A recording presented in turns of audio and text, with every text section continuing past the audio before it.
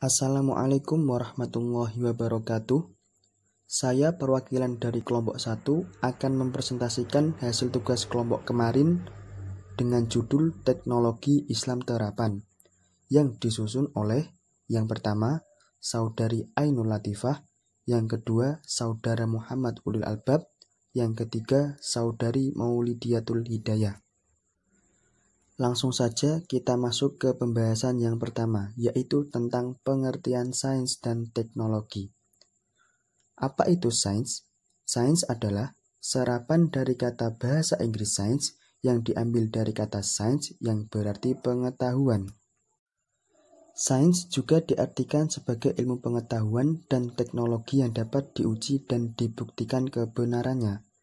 Menurut Andi Hakim Nasution, sains adalah hasil nalar akal manusia berupa pengalaman-pengalaman manusia yang berpola secara sistematis. Sains, jika dikembangkan, membuahkan produk yang dapat dimanfaatkan manusia. Produk tersebut dinamakan teknologi. Adapun pengertian dari teknologi adalah aplikasi ilmu pengetahuan untuk memenuhi kebutuhan manusia dalam memecahkan berbagai persoalan demi kesejahteraan umat manusia. Jadi, sains dan teknologi adalah dua hal yang tidak dapat dipisahkan. Dalam penerapannya, sains secara otomatis menghasilkan apa yang disebut teknologi. Sains bersifat teoritis dan tidak berbentuk, sedangkan teknologi bersifat praktis dan berbentuk. Pada hakikatnya, sains dipelajari untuk mengembangkan dan memperkokoh eksistensi manusia di bumi. Teknologi diciptakan untuk meringankan dan membebaskan manusia dari kesulitan-kesulitan hidup. Melanjutkan pembahasan yang kedua, yaitu tentang sains dan teknologi dalam tradisi Islam. Jauh sebelum peradaban Barat mengembangkan sains dan teknologi sekaligus berbagai turunannya, para ilmuwan Islam sudah terlebih dahulu mengembangkan banyak terobosan dan inovasi terkait sains dan teknologi yang terbagi menjadi 3 bidang. Yang pertama yaitu pada bidang matematika. Setidaknya, masyarakat Islam sudah mewarisi 3 sistem perhitungan sekaligus. Yang pertama, menggunakan metode susunan jari dengan menunjukkan angka-angka berdasarkan posisi jari. Yang kedua dari Babilonia yang menunjukkan bilangan dengan 9 angka dan 1 simbol, kosong yang disebut sifar atau 0. Sistem bilang ketiga berasal dari India. Yang kedua yaitu pada bidang astronomi. Di bidang astronomi, masyarakat Islam sudah memberikan sumbangan yang tidak terhingga banyaknya. Masyarakat Islam menciptakan Juz yang merupakan buku pegangan yang berisi sekitar 200 halaman tabel yang isinya banyak terkait dengan masalah-masalah astronomi ruang, termasuk penentuan waktu dan ketinggian matahari dan juga menentukan arah matahari. Tabel tersebut digunakan juga untuk menentukan waktu-waktu sholat berdasarkan derajat longitudinal matahari. Dan yang ketiga yaitu pada bidang fisika.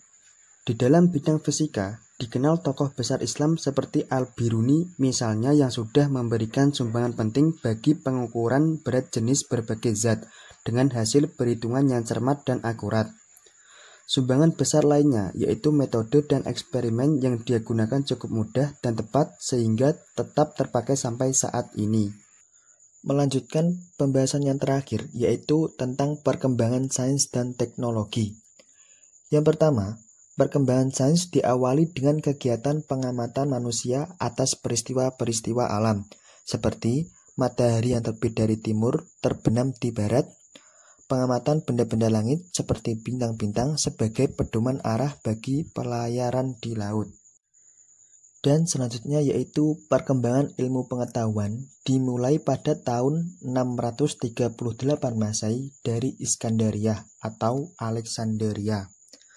Jadi, perkembangan pengetahuan pada masa itu meliputi ilmu kimia, fisika, astronomi, matematika, kedokteran, dan lain-lain.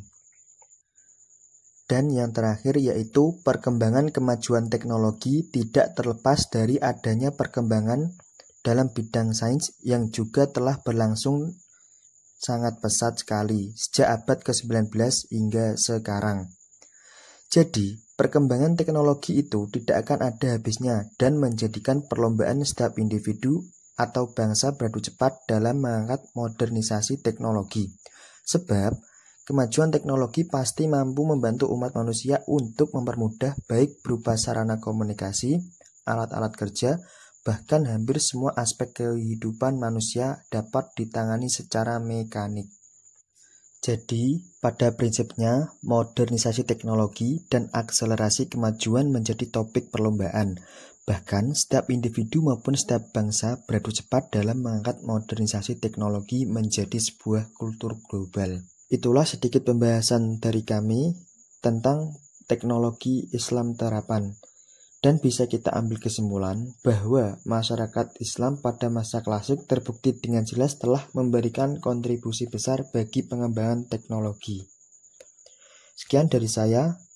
Wassalamualaikum warahmatullahi wabarakatuh.